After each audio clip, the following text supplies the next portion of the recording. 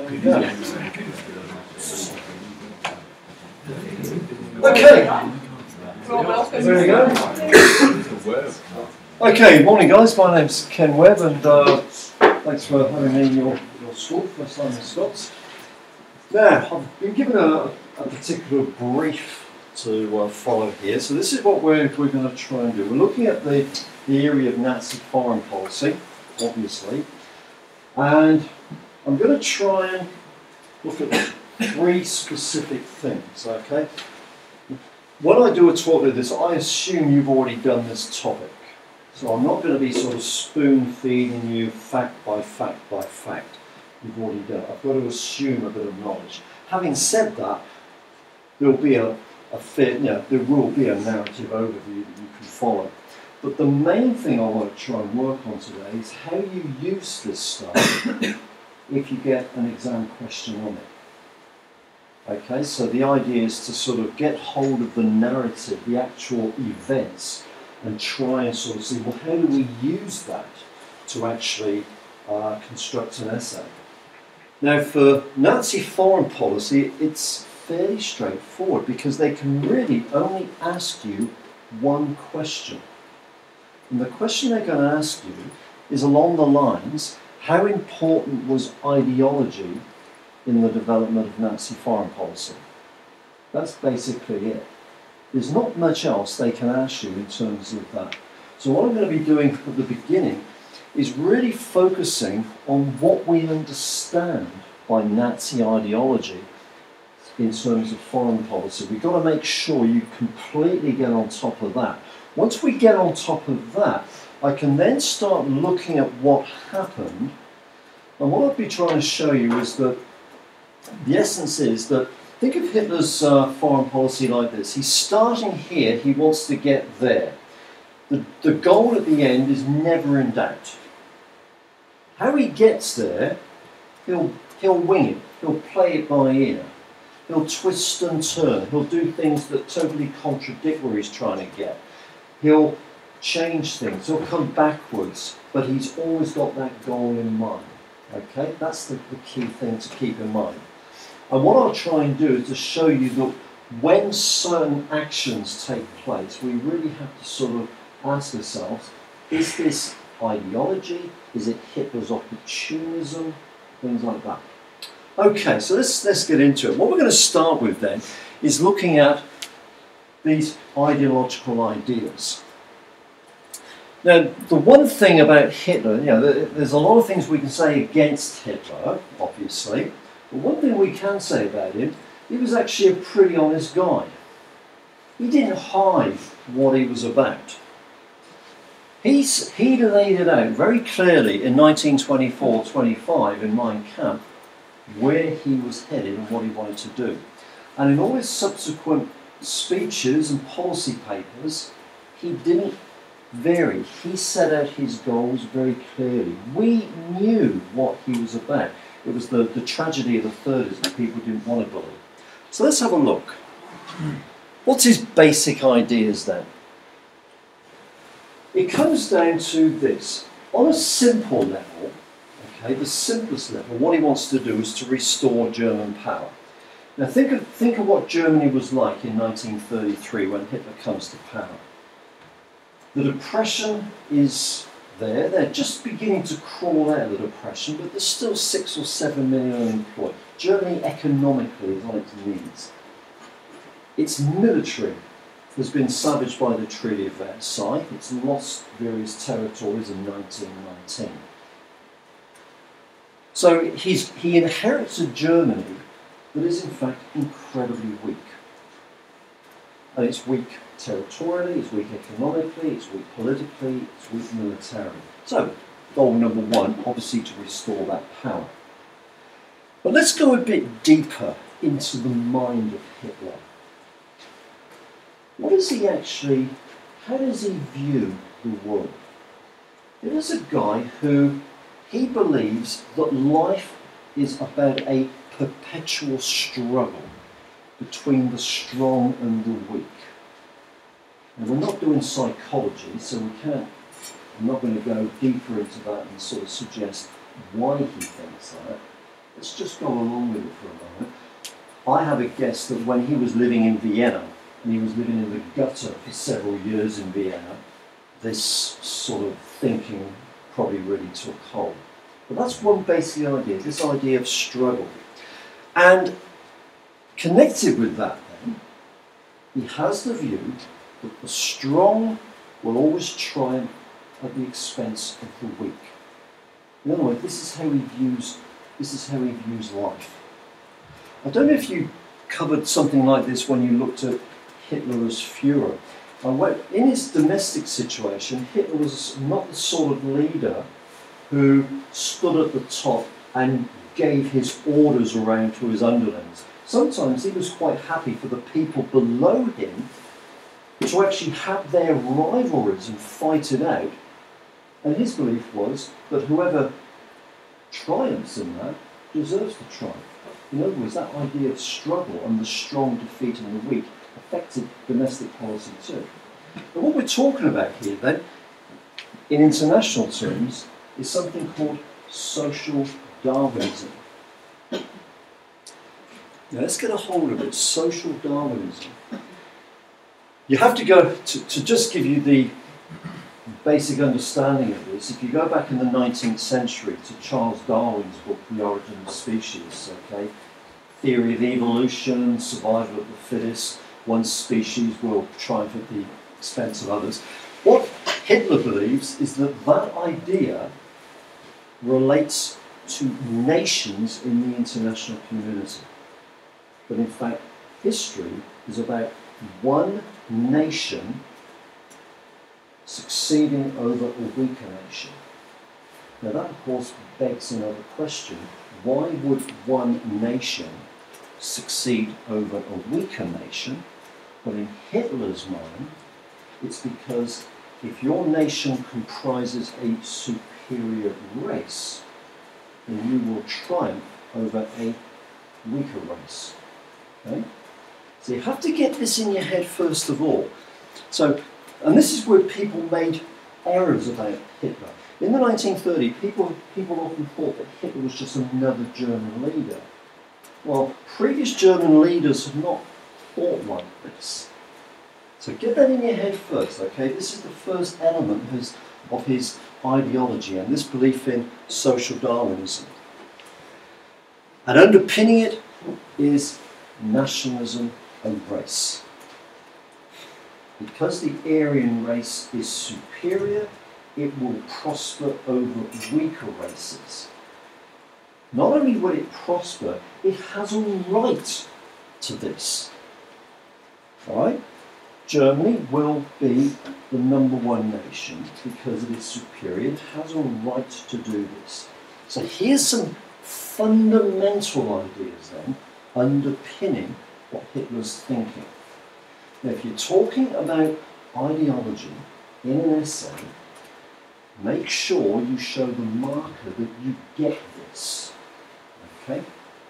Because this is the philosophical basis of his ideology.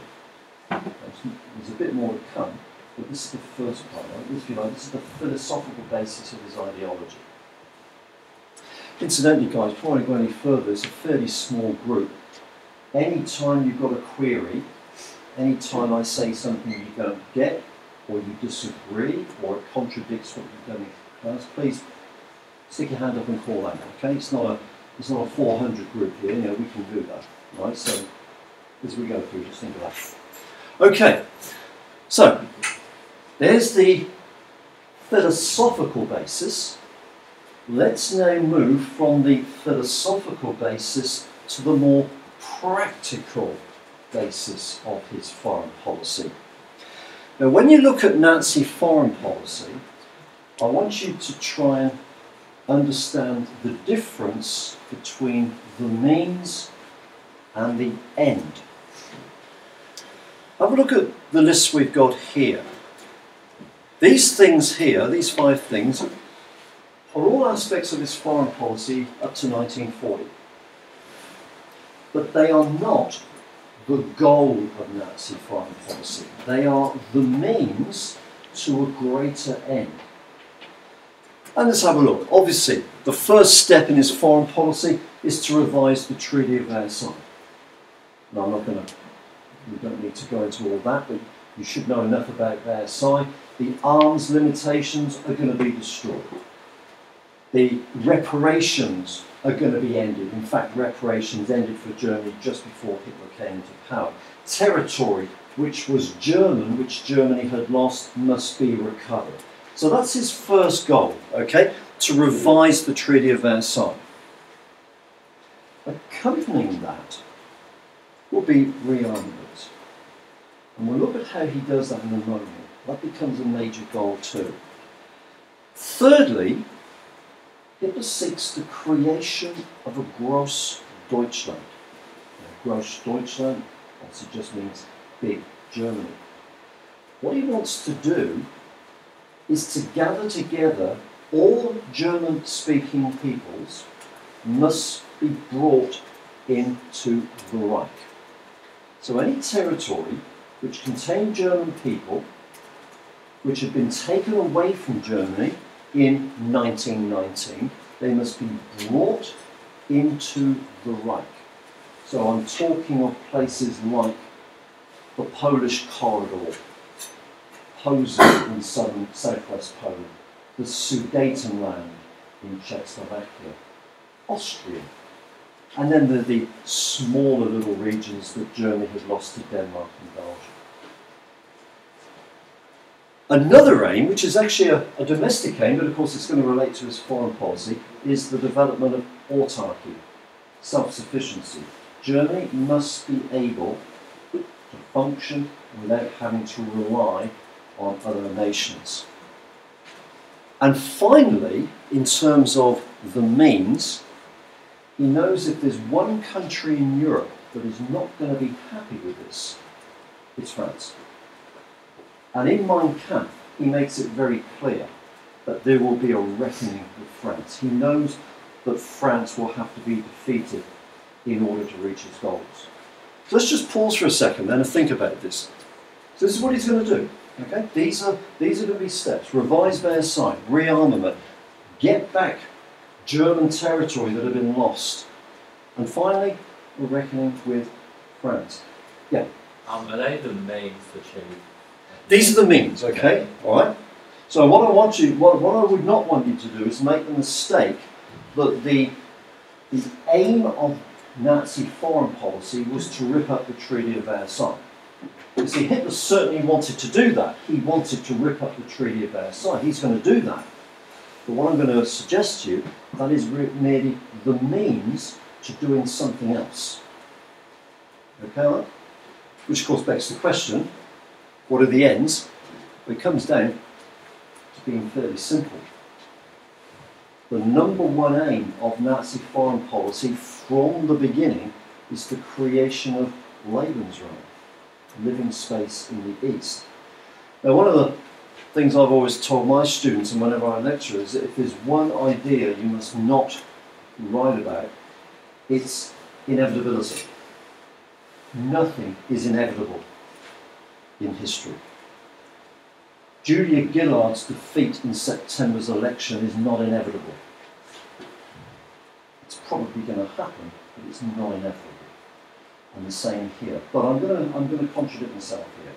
The day that Hitler was sworn in as Chancellor, the 30th of January 1933, we could say one thing was inevitable: war. Because the whole purpose of Nazism,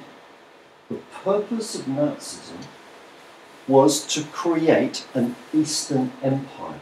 In other words, to achieve Lebensraum. Think what this means.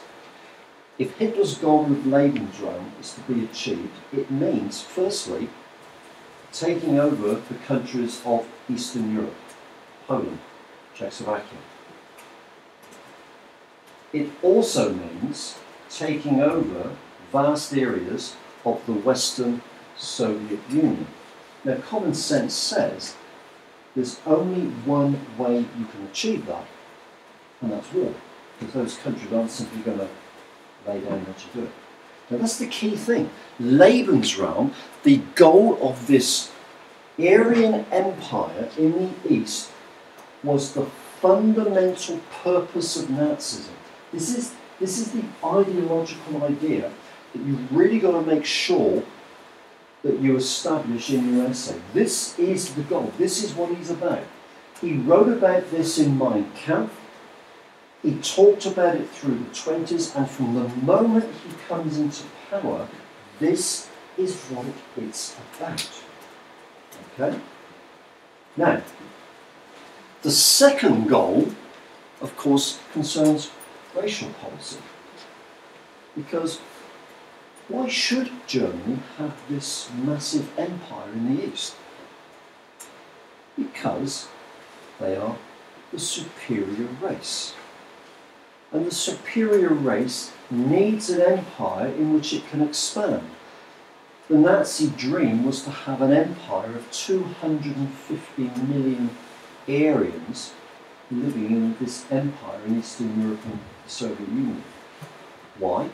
Because they're the superior race, they deserve it. Begs the question, what about the people already there? Well, the Slavs who live there will become the slave force of the master race. The Jews will eventually, of course, simply have to be eliminated. You've got to bundle all these things together. This is what Nazi foreign policy was about. These were the goals, okay? And it's the misunderstanding of most people in the 1930s that caused trouble. They did not get this. There were a few people around who understood it, but most didn't, okay? Now, think about what we talked about so far then. That's the ideological basis. It's those ideas you've got to keep bringing up as you write about Nazi foreign policy, okay? Now, let's now say something about Hitler himself. Hitler was very much a hands-off leader. It's not that he was lazy, he was a bit erratic. Hitler liked to get up late, 10 or 11 o'clock. In the evening until 1 or 2, he'd like to sit and watch movies. And this picture developed that Hitler was in fact a bit lazy. Not quite true. He was erratic rather than lazy. But there's one aspect of policy that Hitler kept very firm control over, and that's foreign policy. It's Hitler who drives Nazi foreign policy. Domestic policy, he's happy to devolve. Okay, he hands power over to his lieutenant. So when it comes to foreign policy, it's Hitler who's driving it. And he knew right from the start that when he took Germany to war, this was not going to be any small-scale, localised affair. When war comes, it's going to be extensive, for the obvious reason that the purpose of war is to create Lebensraum. And people knew about this.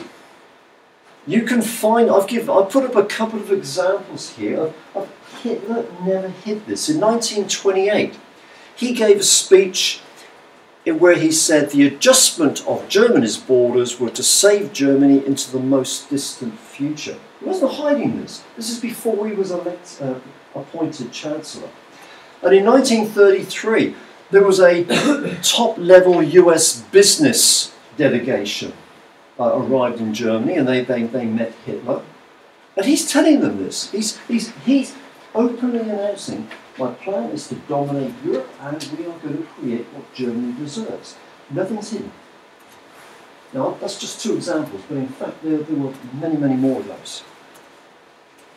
Now, when you're doing this, you've got to know this map backwards, okay? You need to know this for World War I anyway.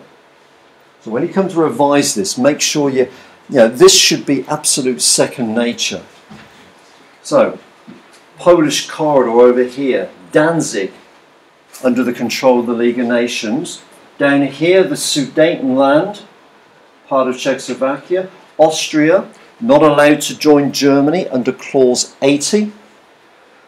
The Rhineland, demilitarized.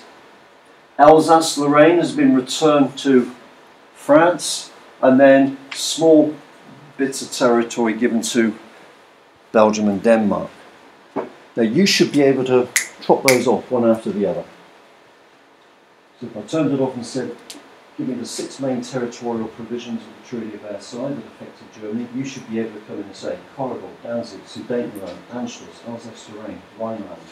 Okay? That's how well you've got to know that.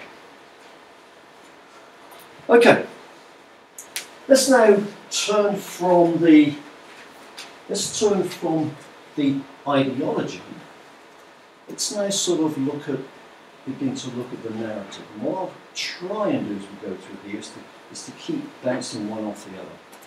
So we're looking at this period from 1933-35. What's Hitler about in this period? Well, basically, to keep his enemies at bay while it rearmed. How come? What is Hitler facing at this time? Well, for a start, he's weak internationally. Germany in 1933 is not what it was 6 years later. Its armed forces are very weak. You don't really realise how much stronger the French army was compared to Germany at this time. In 1940, the French army will collapse in 6 weeks. But in 1933, if you predicted that, people would have laughed at you because the French army was enormous compared to what Germany had. The economy is depressed, obviously. And internally, Germany politically was in a mess. It was going to take a bit of time to get Germany on its feet. So because of this, he's got to take things very easily at the beginning. But he's got a few things working for him. He's got a few major advantages.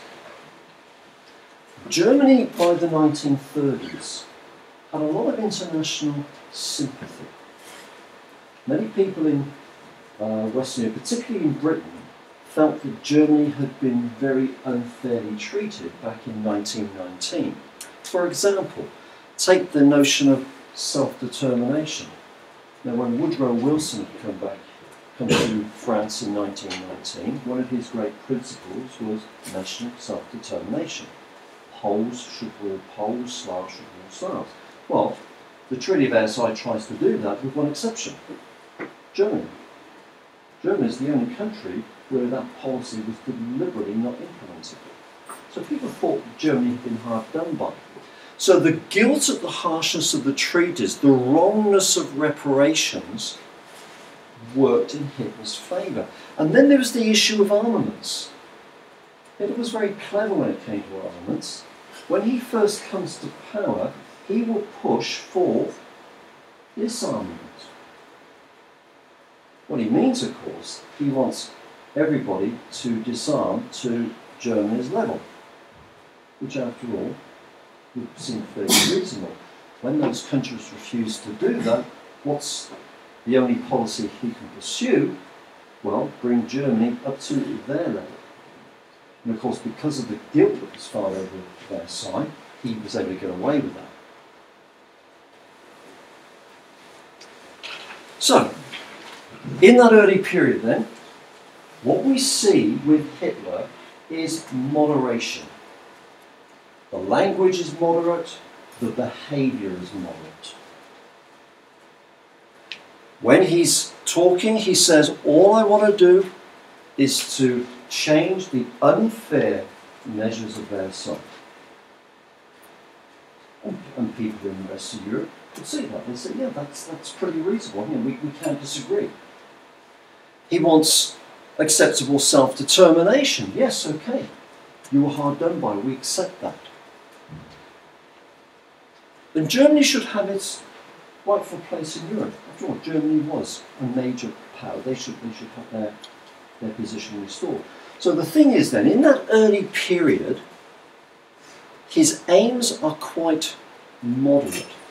Now what you notice here, there's nothing about Nazi ideology here. Because in the short term, because he's weak, he's got to come over as being moderate with limited aims, and these are the things he's seeking to do. There's no mention here of Lebensraum. There's no mention here of race. All right? So this is classic means to an end stuff.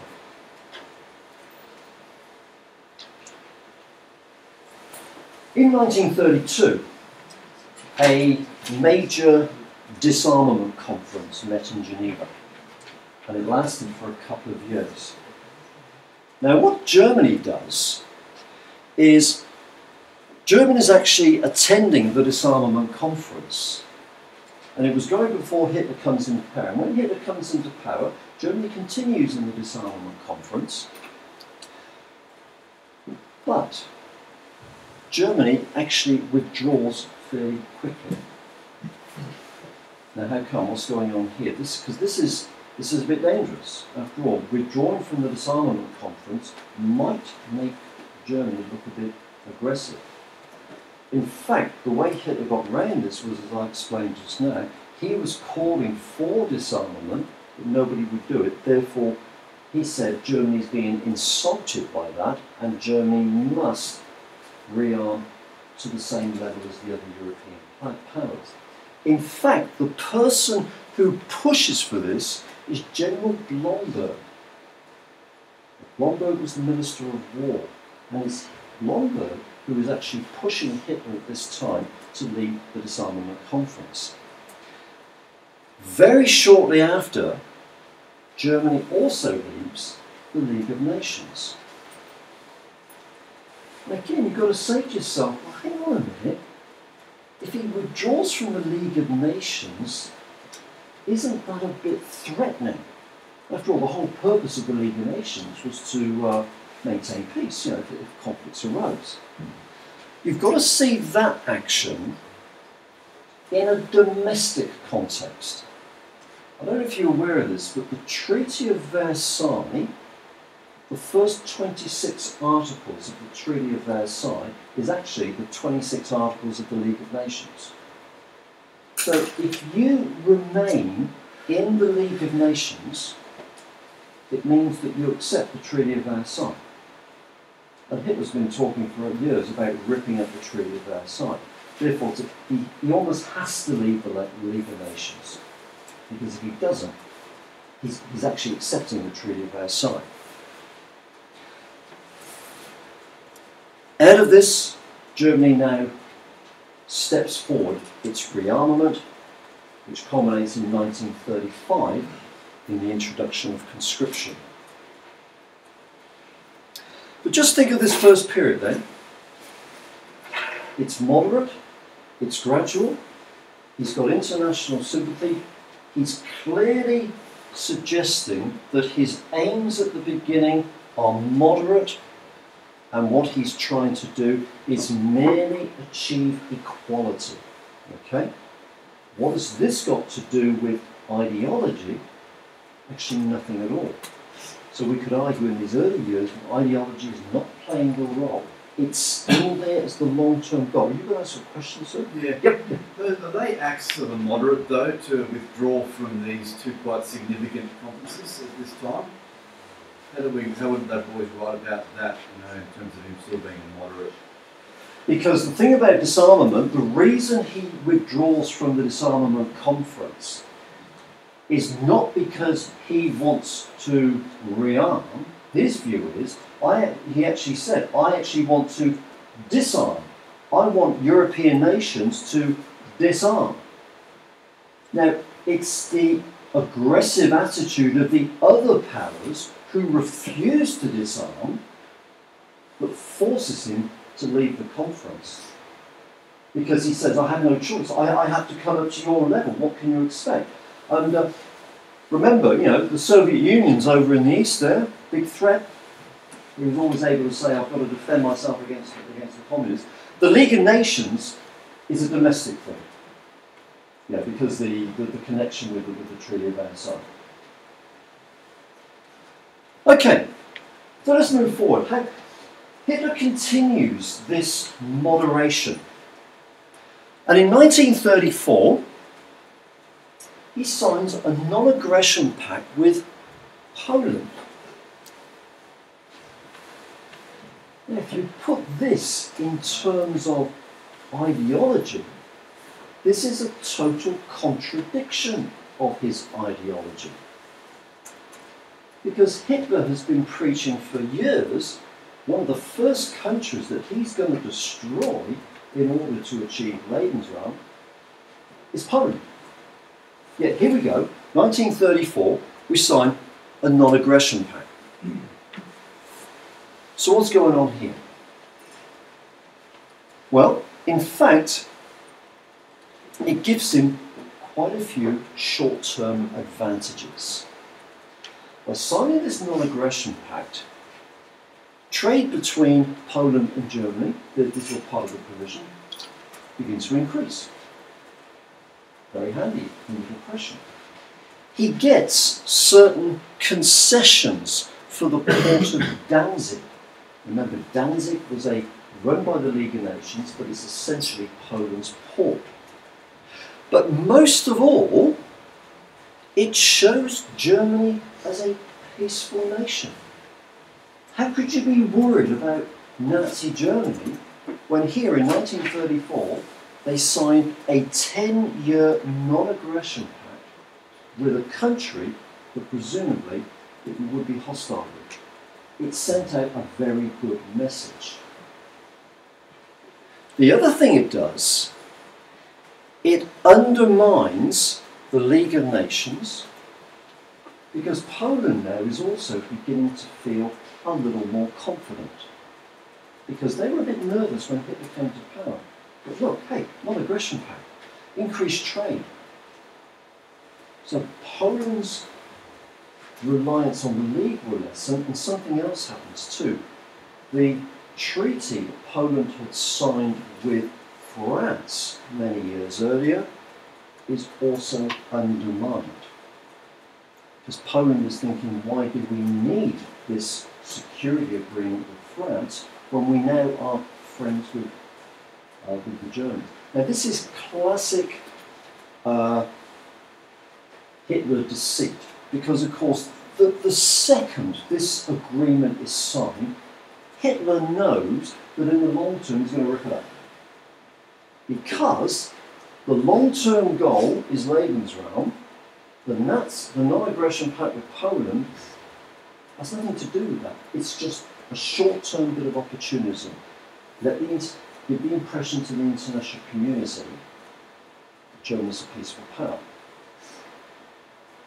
Yeah, so the point about this then, it's temporary. So go back to that analogy I had at the beginning. Here's Hitler starting here, and there's his goal there.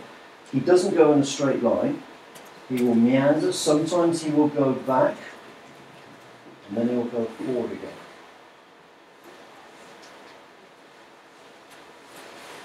Austria. Now, Austria, of course, had special significance for Hitler. Of course, he was born in Austria. The Austrians are German, speak German, they're Aryans, they've got that common German culture. But the Treaty of Versailles said that Austria and Germany were not allowed to unite. Clause 80 of the Treaty of Versailles, Anschluss. So what happens in 1934? Well, in 1934, the Chancellor of Austria, a guy called Dollfuss, was murdered. And the Nazis within Austria tried to seize power. So you have an Austrian Nazi party trying to seize power in neighbouring Austria. Now this was not organised by Hitler, but Hitler gave it encouragement. The interesting thing at this point, there are two key points to note about what happened in Austria here. Firstly, Mussolini, who will become Hitler's key ally later on, Sorry? He's the Italian, yeah, okay, yeah, the Italian dictator. Mussolini, the Italian dictator, who will become Hitler's partner later on, he's totally against any German action in Austria. Mussolini moves his troops up to the border and threatens Hitler, says, you know, you move into Austria and you're going to deal with me. Now, it's 1934. What does Hitler do? He backs off. He backs off straight away. He's certainly not strong enough to take on Italy, and he backs off. Now, what you've got then is that what Hitler would have liked, the ideological angle of this, of course, is to incorporate Austria, but the time is not right, so he pulls back. It also shows, of course, that if the other powers had stood up to Hitler on other occasions, maybe they could have made him back down as well. And let's just move forward now. We're almost at the end of this introductory period. 1935, the Tsar. Now, the Tsar territory is that little tiny bit of territory on the common border between France and Germany. And in the Treaty of Versailles, the Tsar was given to the League of Nations, but really it was being run by the French. And at the end of 15 years, the people of the Tsar would vote whether to join France or Germany. Now, the reason they did this, the Tsar is actually quite a wealthy area, so vast amounts of coal, iron ore, industry, that sort of thing. So, you know, you would want to control the Tsar. Now, in 1935, the people of the Tsar have to vote. Are they going to join Germany? Or are they going to join France? Well, in fact, 91% of the people of the Tsar vote to join Germany. Yeah. Are they mostly ethnically German, or is it a mixture? Good question. Okay, yes, they are mostly ethnically German. Yeah. Which, of course, is going to be an obvious reason for this, because, you know, the national feeling comes in there. Yeah. Was the German economy getting close to the strength of France in this period, or was it still relatively weak? Good question. Okay, so you come to the next point. Oh. Yeah, no, that's a fair question, because what's happening, of course, is that one of the reasons, if you want to work out why do the people of the Tsar vote like this, well, one reason, of course, is national feeling. You know, it's German nationalism, but there's an economic thing. The German economy was very, very quickly moving out of the Depression. Hitler, of course, is boosting rearmament, he's spending a lot of money. The German economy is almost out of depression. The French economy is right at the bottom of the Depression. Now, just so you may not be aware of this, when the Depression hit in 1929, it hit Germany immediately. The German economy, within about 3 months, collapses, which is why the Depression's so bad in Germany. In England, it takes about 2 years. It's not till about 1931 that the British economy hits the bottom. With France, it's even later. It's 1934-35 that France hits the bottom. Now, we haven't got time to do an economics lesson on that. But you can see that what was happening here, because the German economy hit the floor first, with Nazi expenditure, it's also the first to get out of it. In the mid-30s, the French economy is still down the bottom. So there's an economic reason too. Having said that, the Goebbels used a massive propaganda campaign in the Tsar, and within the Tsar, Nazi supporters also were not unwilling to use some terror tactics to get what they wanted. So although this was a resounding vote for Hitler, you know, the Nazis were quite willing to use other methods. One last thing about this, 91% of the vote. Do you believe it? 91%? Oh, it's a massive yes vote. Would you trust that result? What's your gut feeling? What do you reckon? Why? Why not? Why so cynical?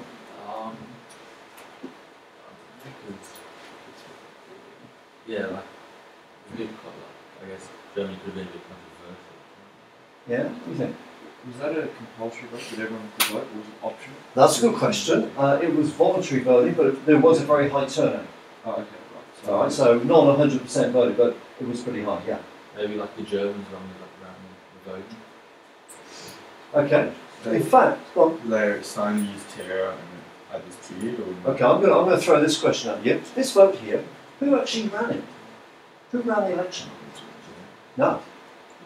It's run by the League of Nations. And because it was run by the League of Nations, that means that we can actually trust this one. Now, there were votes inside Germany where Hitler was getting 95%, and you'd have to stand back and say, here, right, as if.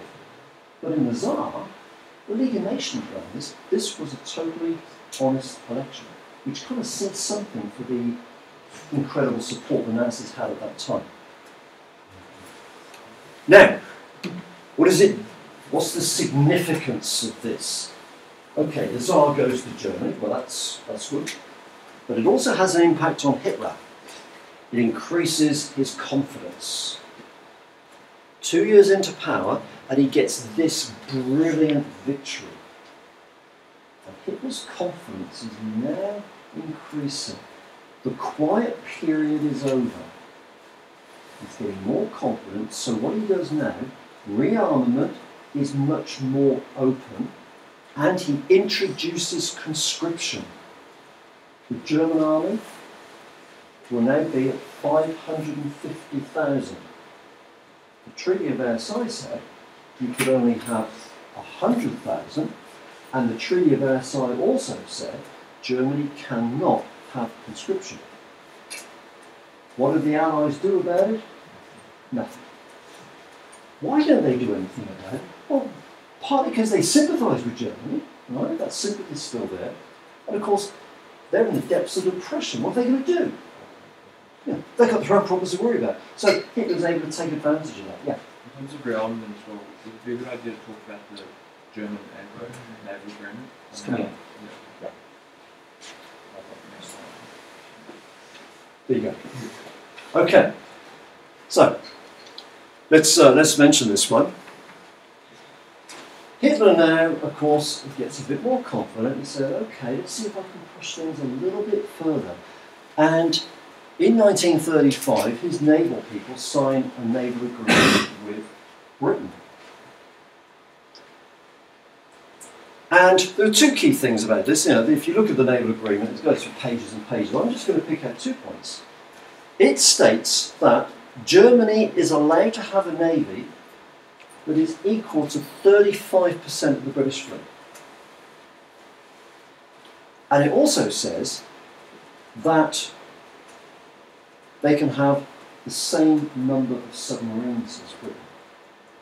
Now, in reality, this didn't mean anything at all, because there was no way Germany at this time could actually build that number of ships.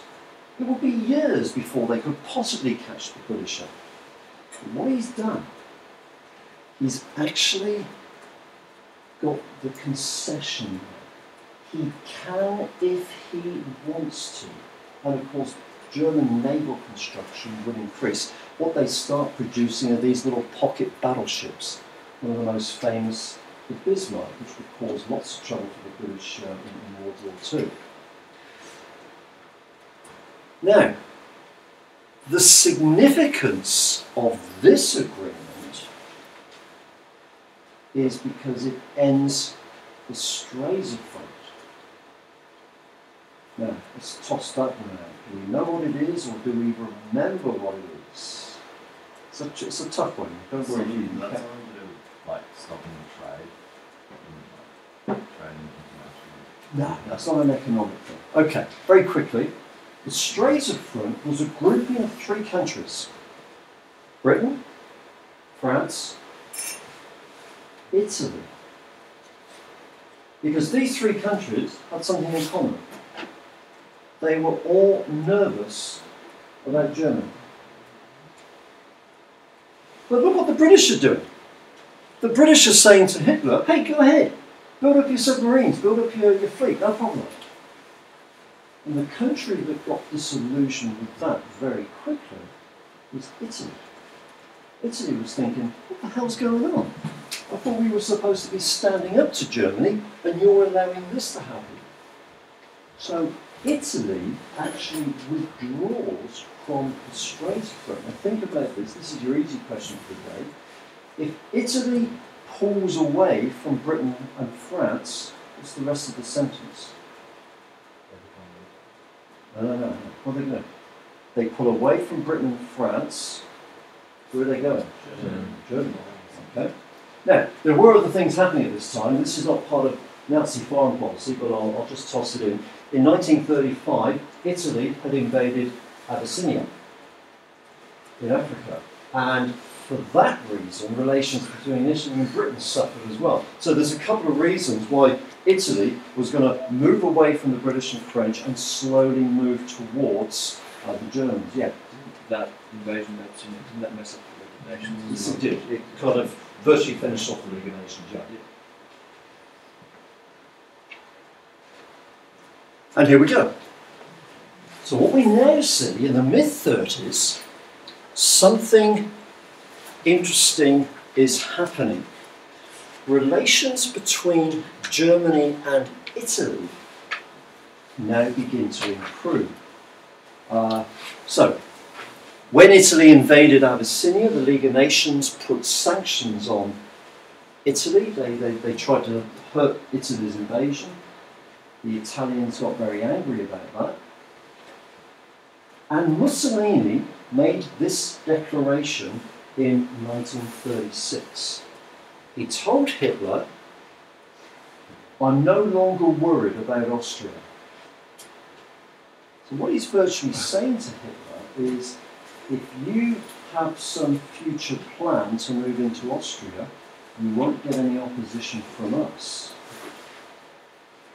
The Strait front is dead. Now, and what Mussolini then does, he sacks his foreign minister and he appoints his son-in-law, a guy called Ciano. Now that was significant because this guy Ciano was very, very close to the Germans.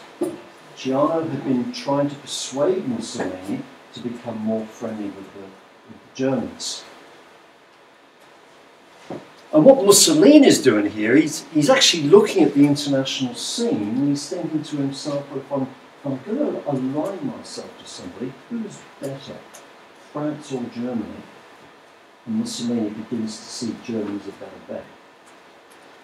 Can anyone give me any other reasons why Mussolini would prefer to become friends with Germany than the Western countries? What else would he do? Nazi fascist. Yeah, same form of government. They believe basically the same thing. So it's almost natural that the two forms of government would go together. Yeah. Think something else? Economically, they're going to build really close economic ties. Would Germany have been stronger at this time? No, that's the other point, of course. At the beginning of the 1930s, Italy is stronger than Germany. Mussolini was the major figure. Hitler was actually quite a minor figure. But we're now in 1936, and what's happening is that they're beginning to swap places. Hitler is now becoming the dominant figure. The German economy is now the dominant economy.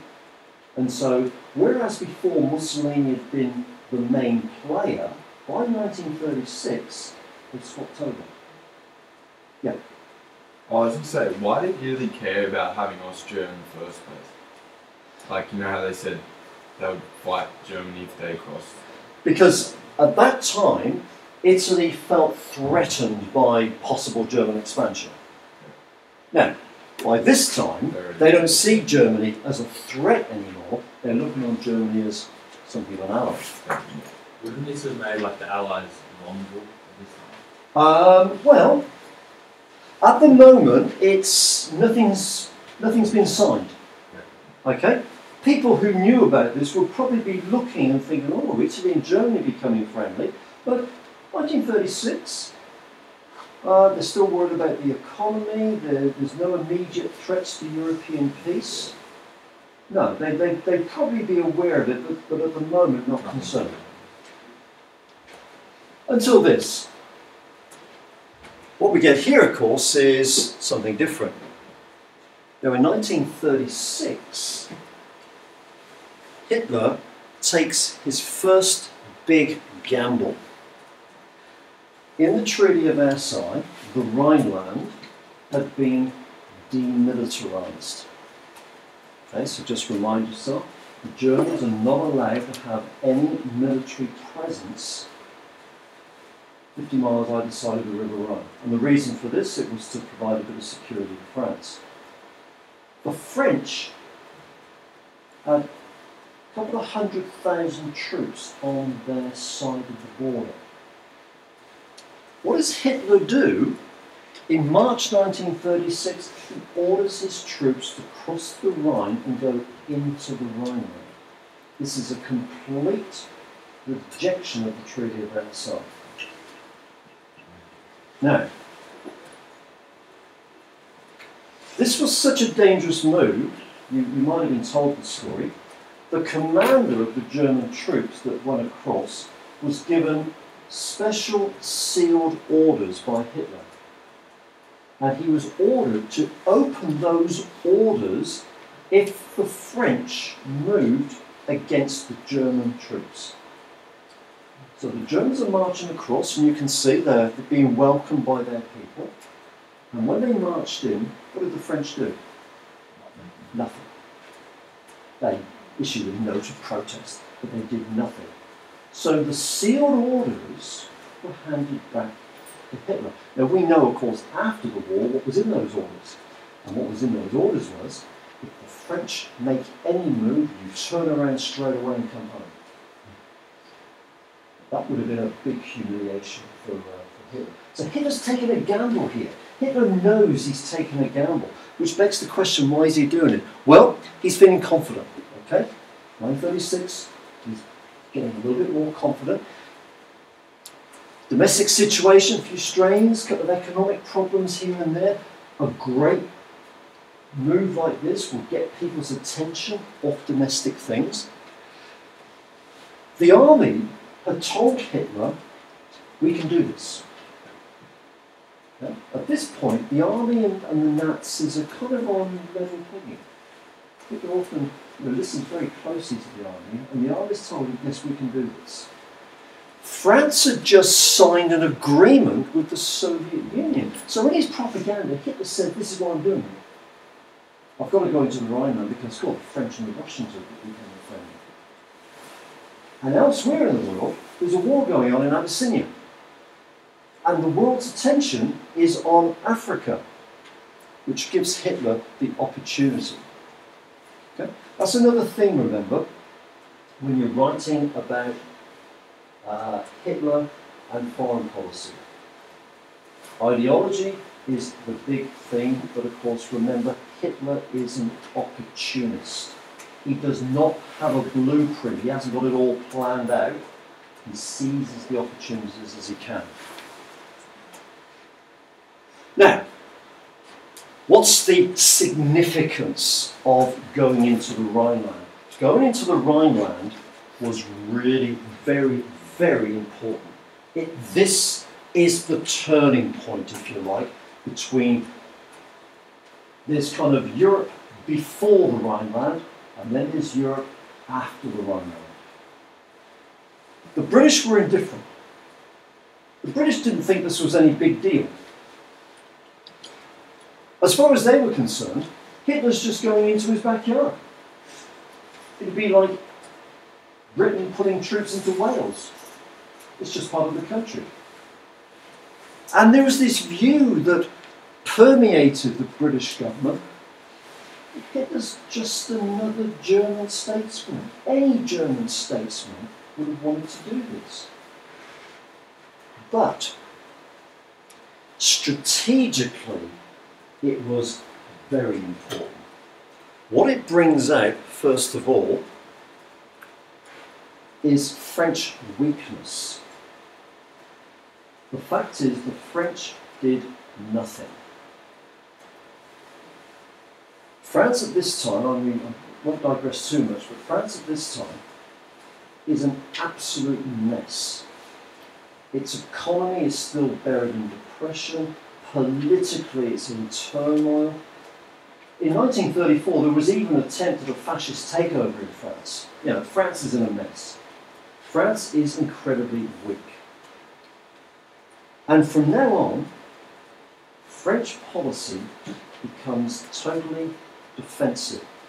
Are you familiar with the phrase the Maginot Line? Yeah. What is it? It's a series of forts along the line of German border. Okay. It's a series of defensive fortifications on the French-German border. Now, it was an incredible complex, but what the French now did, their policy was simply to sit behind these fortifications. From now on, the French are going to be in a defensive way of thinking. Now, the last point is important, that's why the question mark is there. If France is not going to do anything to defend the Rhineland, which is right next door, what are they going to do if Hitler threatens Eastern Europe?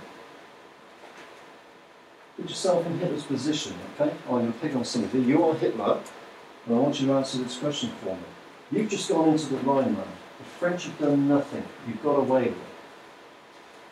If the French won't defend the Rhineland, what are the French going to do if you move in Eastern Europe? Nothing. Clearly nothing. If they won't fight in the West, they're certainly not going to fight. How's this going to affect Hitler? Confidence, that's it. This is a key word. He's getting more confident. This is going to increase his confidence. To the point that Hitler is beginning to think he's invincible. So, he's having a very good time. Let's see what he's going to get away with now. Okay, so here's the significance of the Rhineland then. You've got the map there. That's the Saar region, just that little yellow bit there. And here's the Rhineland area. So Germany's army previously had been up here. Now it's right on the common border. The Maginot Line ran along here. Now, while all this is happening, things are happening in Spain. Now, we're not going to get too bogged down with this. We do need to know something about what's going on in Spain. There was a civil war going on in Spain, 1936-39. It's pretty brutal. If you were living in France, I would bet that there would be some boys from Scots College in the 1930s who volunteered to go and fight in Spain. Because young guys who were very idealistic did that from all over the world, went to fight in Spain. It was a very emotional issue at the time. I really haven't got time to go into all of that. But Hitler is interested in the Spanish Civil War, which kind of begs the question why. Two basic reasons. He's a bit worried from the strategic angle. You see, France was a potential future enemy.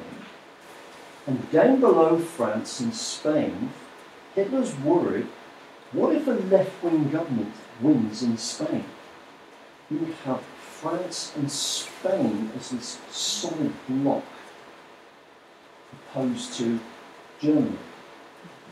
Now Hitler knows that if his side can win in the Spanish Civil War, the fascists, then France would be vulnerable. It would have Germany on one side and it would have a fascist Spain on the other. So that's one reason. But there was a more simple reason. He wanted to test his new weapons. Hitler's been rearming now for 3-4 years. He's built up an air force, all against Treaty of Versailles. He wants to test it out. And he does this with amazing impact. I've got the name of two towns there. Two towns called Durango and Guernica. Do any of you do art? Recognise the painting? Yeah, Picasso, of course, Guernica. These towns, what the Germans did, they did an experiment. They wanted to find out how quickly can you destroy a town only using air power? Guernica was about 12 hours. They were able to destroy Guernica in 12 hours. That sent an incredible message around Europe. If German bombers could destroy Guernica in 12 hours, could they do that to Paris? Could they do that to London? And suddenly, people were now very scared of what a new war might mean. Because remember, air power had never been used before. The 1930s is the birth of air power. And when people began to understand what air power could do, then they are going to do anything they can to avoid war. What's Italy doing here? Well, Italy's role in Spain was even greater than Germany. Italy had tens of thousands of troops in Spain fighting with the fascists. So you can see what's happening here. Germany and Italy, they're now coming closer together. Because now they're fighting together in Spain. Now, what was the significance of all this? The guy there, Franco, who's the fascist leader who wins the Civil War. What did Britain and France do in Spain? Nothing. Think about this. They did nothing when Germany rearmed. They did nothing when they brought in conscription. They did nothing when Hitler walked into the Rhineland. And they're doing nothing in the Spanish Civil War. It brings Hitler and Mussolini closer together. So these two leaders who at the beginning had been distant were now much closer together. And these relations are cemented in 1936-38. In October 1936, this relationship between Italy and Germany becomes solid. Mussolini calls it the Rome-Berlin axis. And so the links between the two are now much stronger. In November 1936, Italy and Germany signed the Anti-Comintern Pact. Do you know what the Comintern is? Yeah. What? The communists. International. Good. Okay, International Communist Organisation. Basically to spread revolution. So what Hitler and Mussolini are doing here is basically saying we're standing up against communism. Now that actually goes down well with the West. In 1937, the Japanese joined. Yeah. Why did the Spanish not join if they just got all this help? Okay, if you look at the dates there, 36, 37, the Spanish Civil War is still going. It's going to, in fact, the Spanish Civil War won't finish until about March 1939. And Spain was completely wrecked by the Civil War. It's going to need years to recover. Now, very important date, 5th of November 1937. Later on, I'm going to give you a copy of this, which relates to this. On the 5th of November 1937, Hitler is now not only getting confident, he's getting impatient. He wants to speed things up. You've got the goal, Lebensraum, at the end there. He's taken a few twists and turns, he's rearming, he's beginning to rip up their side. These are the early steps. The Western powers are doing nothing. He's confident and he's getting impatient. He calls this conference, and who comes? Blomberg, who was the war minister, Fritsch, the army commander-in-chief, Goering, who's been in charge of the Air Force, Neurath, the foreign minister, Raeder, the navy. And what he does, he says, I want to speed things up, I want to push things. And he actually now starts setting out a timetable. This meeting will produce a document which we found after the war. I haven't written it down there, so I'll spell it for you. It's called the Hossbach Memorandum. That's Hoss, B-A-C-H. Okay? Hossbach Memorandum. Hossbach was simply the secretary who was writing everything down. But what it does, it clearly shows Hitler's thinking. This is a good piece of evidence to support the ideological line. Because what Hitler's doing, he is making now plans for his ultimate ideological goal. Now all the others are a bit worried. The commanders are concerned about this because they don't think Germany is ready. And what they would like to do is slow Hitler down. So here's the Hossbach Memorandum, okay?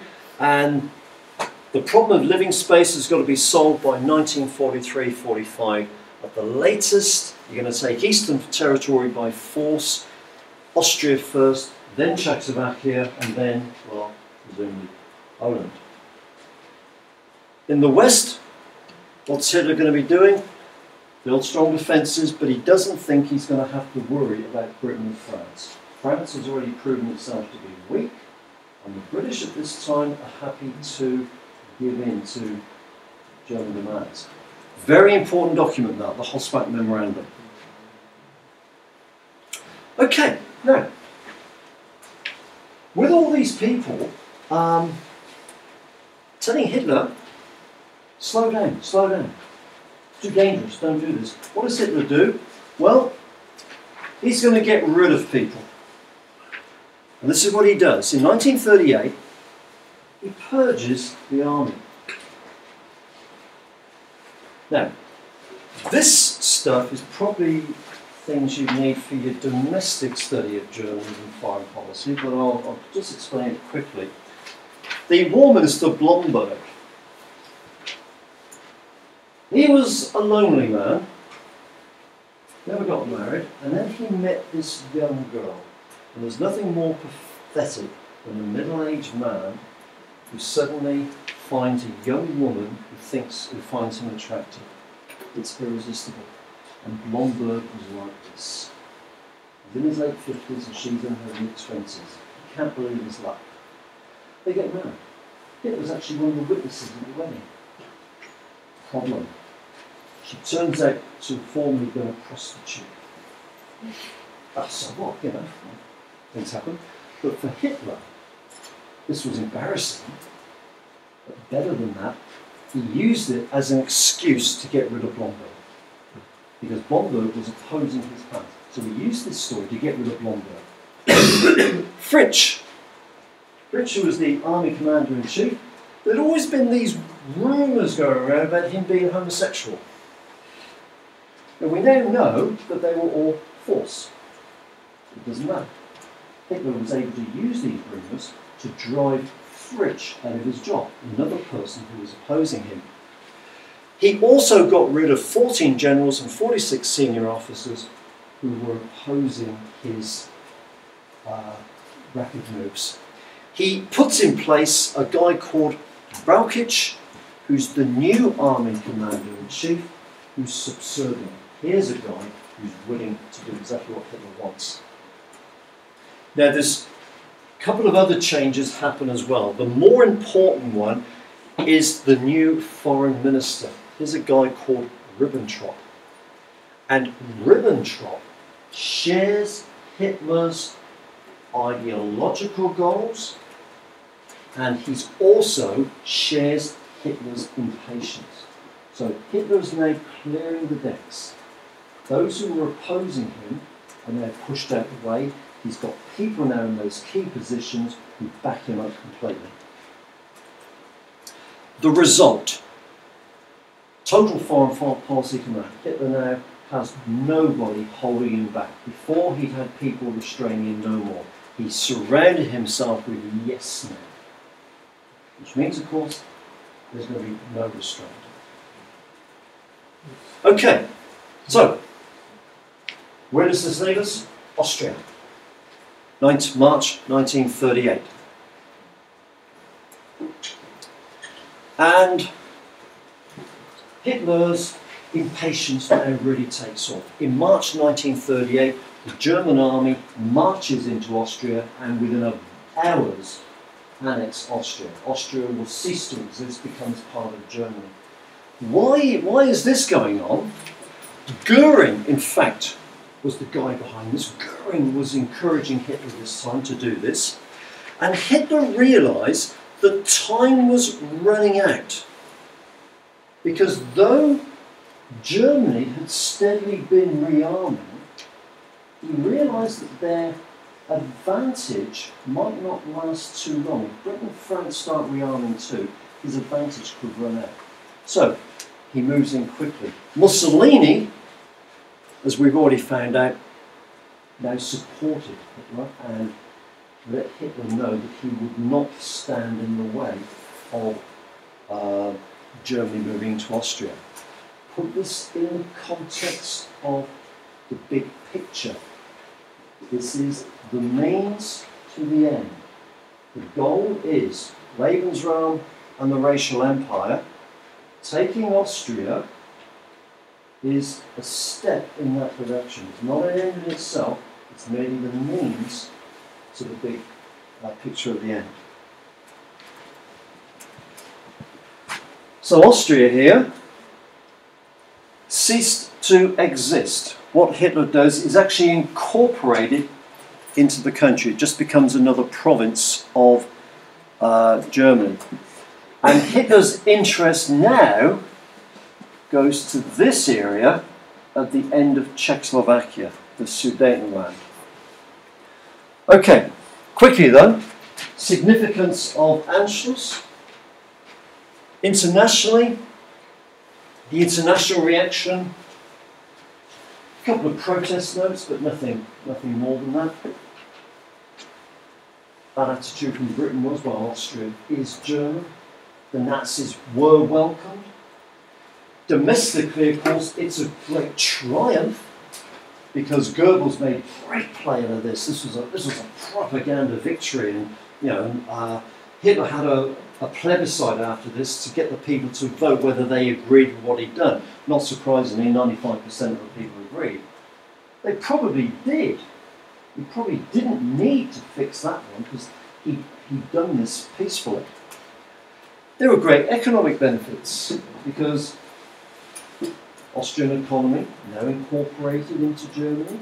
Austria's gold reserves now become Germany's gold reserves, little things like this. And what impact does it have on Hitler? Well, now he's unstoppable. Because people had warned him not to do this. He did it, got away with it, and his confidence is just overwhelming. And what was the impact on the German army? The German army now is even more under Hitler's influence and control. Because before they had warned, they said, oh, I'm not sure about this.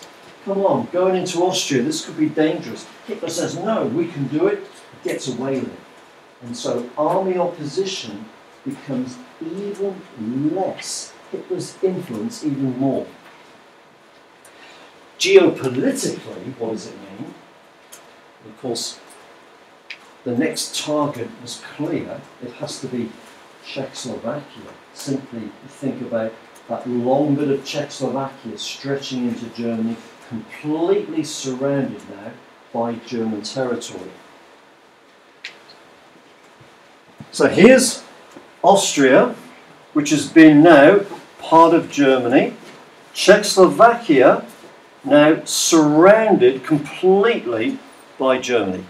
And it's this area here, this green area, light green area, the Sudetenland, which will be the next target. Yeah. How come, like, if he took Austria and Czechoslovakia, why did the Allies react so big when he took Poland? Okay, we'll come to that in a second. That's a reasonable question. Right, we'll come and if I don't answer it, ask me again. Okay. Okay. So what happens in the Sudetenland? Well, firstly, propaganda. What you do, you build up a propaganda story. going to pause there and make sure you remember what the Sudetenland area is. It's that narrow bit around the edge of Czechoslovakia. It contains 3 million Germans. And so what Hitler's demanding is these coming back into the Reich.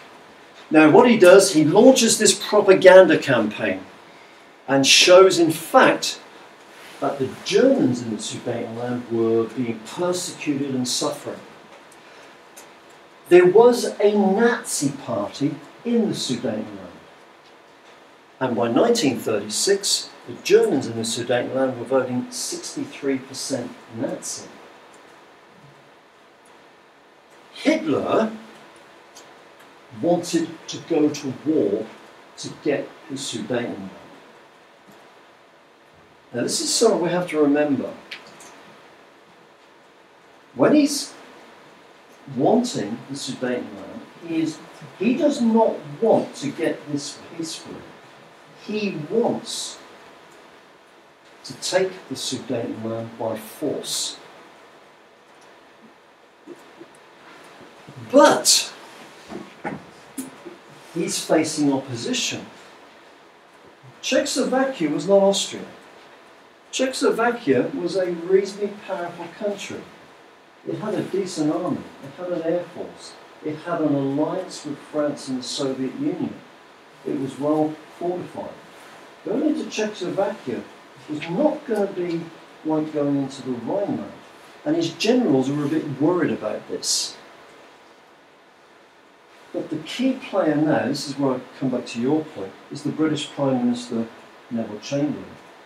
Because Chamberlain's view is, would it be worth fighting over Czechoslovakia? So look, Hitler is insistent.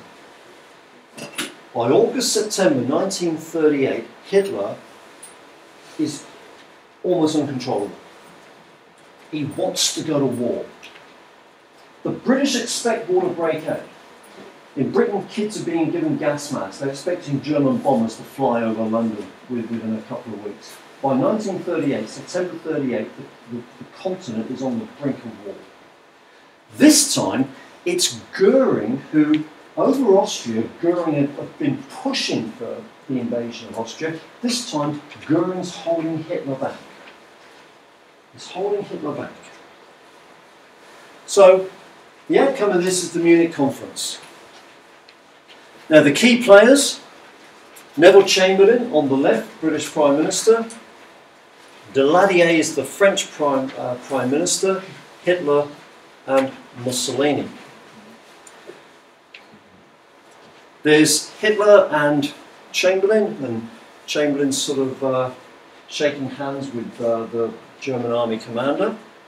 And when Chamberlain comes back from the Munich conference, he waves this bit of paper. Let's just remind ourselves what happened here. At the Munich conference, Chamberlain, the British Prime Minister, said to Hitler, "We do not need to fight over this. We accept your case over the Sudetenland, and the Sudetenland is given to the Germans." Now the interesting thing about this is the Czechs are not present at the conference.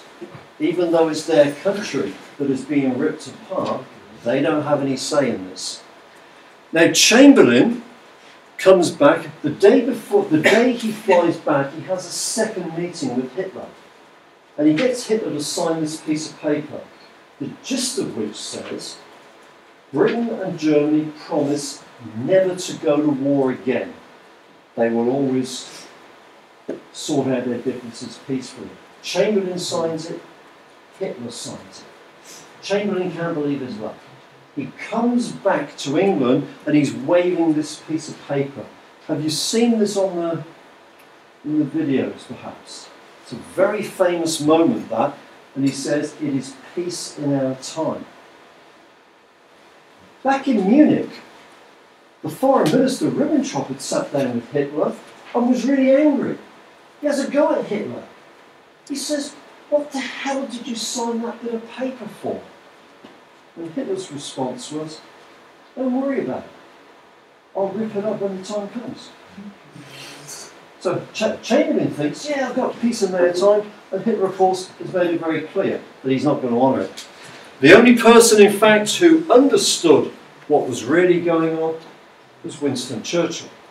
And Churchill, of course, campaigned against what Chamberlain was doing, but in the short term to no avail. Okay, so have a look here. What happens to Czechoslovakia? This area here, the Sudetenland, is handed over to Germany. This section is given to Hungary, and this section is given to Poland. Czechoslovakia is literally being ripped apart. And after the Munich conference, it's just a rump steak. There you can see that map actually brings out really clearly now what's happened to Czechoslovakia. So the Hungarians have gained all this territory here, the Poles have gained this, and the Sudetenland area around here has been given to Germany. Now in that shape, Czechoslovakia has little chance of surviving. For Hitler, Munich upset him because he wanted war. And we now know he was very angry